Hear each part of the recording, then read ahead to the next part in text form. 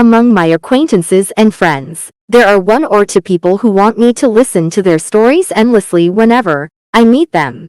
They want to open their hearts and tell everything, even though the other person has never wanted to. They endlessly expect others to always do something with them, give them time, and listen to their problems. On the day I return from meeting people who constantly pour out stories that I have no interest in, I feel tired for some reason, and come home and collapse. There are so many emergencies in life, they always find themselves in complicated situations, cornered, and always ask to me, saying it's urgent. It is very rare for these people to get out of a problem situation on their own. Every time a problem arises, they are busy calling someone else and telling their story. Then, people need to listen to their stories again, give answers, and give appropriate advice. You have to focus with all your heart on what the problem is right now. They ask, "What would you do? What should I do now? Please tell me what you think." This is because they continue to ask the other person's opinion in this way. Of course, for the first time or two, you will naturally pay attention to listen to the other person's story and be there for them. When you have a problem or concern, everyone does it by sharing it with someone close to them and asking for help. Then, of course, the people around you will be by your side without you having to ask them to do so. Those who say, "You were a really great help," are sincere. Even in the case of the selfish storyteller mentioned above, the gratitude is probably sincere. But would such a person really feel and be satisfied that the other person did his or her best to think about their own problems together? Every time a catfish calls, it never asks if it's okay to talk or if it's bothering them. "You know, it's really important. I need to talk to you now." Clara was tired today, as she had just gotten scolded at work and had a fight with her mother over something trivial, but she continued the conversation because she was a friend. "He's trying to break up with me. Oh my gosh. What if we really break up? I really won't be able to bear it." Clara already knows how this situation will go. First, calm your catfish down, and after an hour or so, she will start talking about her boyfriend's mistakes. Then, after another hour of standing on her side and sympathizing with her, the phone call will finally be over. But Clara won't be able to say a single word about her story. "I really need you today. I think we'll really break up this time." Before Clara could say anything, Maggie continued talking. "What should I do? I don't even know what to do anymore." You might say it was a pretty serious situation, but in fact, this kind of screaming was also a pattern that always appeared in phone calls with Magi. Clara didn't even have the energy to respond anymore.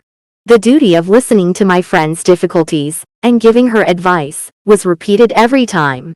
The call ended after almost 3 hours. After hanging up the phone, Clara was completely exhausted and drained. But this call did not end. The next call will go the same way as always. No matter how close you are, you cannot always make time and space for others. Sometimes the timing is not right, and sometimes it is not a situation to counter what others say. However, some people only want to talk about their own difficulties and problems, and hope that others will listen to them.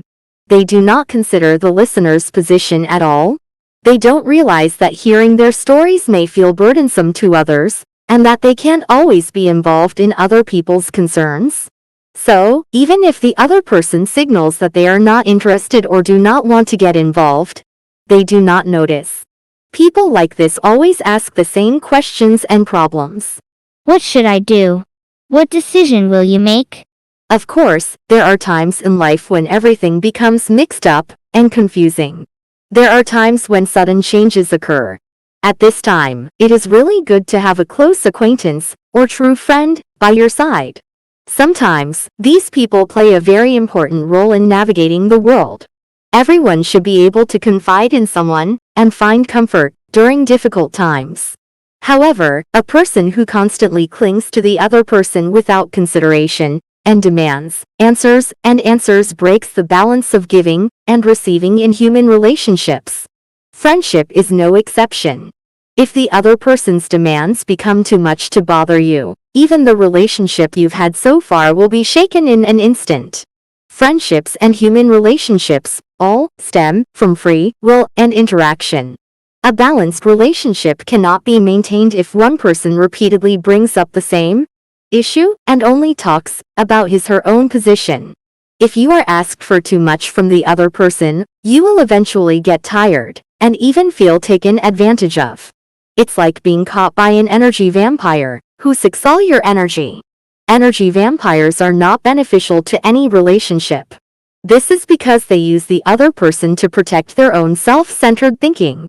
However, without realizing this fact, without even knowing what the problem is, he continues to put forward only his own problems. How to recognize an energy vampire. One side always brings up the issue unilaterally. Rather than finding a solution to a problem, you pour out your complaints. The subject matter covered is almost always the same. For example, stories about a bad lover or complaints about a bad boss that have been repeated for years. They seem to only pour out their own stories and have no intention of empathizing deeply with the other person's concerns. I hope that others will always listen to my story and understand my point of view. It may also require you to focus your time on yourself. Do this immediately, right away. It's an even bigger problem if you want it to be done right away. If you don't pay enough attention to yourself, you don't hesitate to make emotional appeals or criticize. Sometimes they even add typical accusations and emotional threats. I thought you would be by my side until the end. I really need you right now, but it's so hard for you to pretend not to know me. I had no idea you would. The more unhappy an energy vampire becomes, the more they demand from others.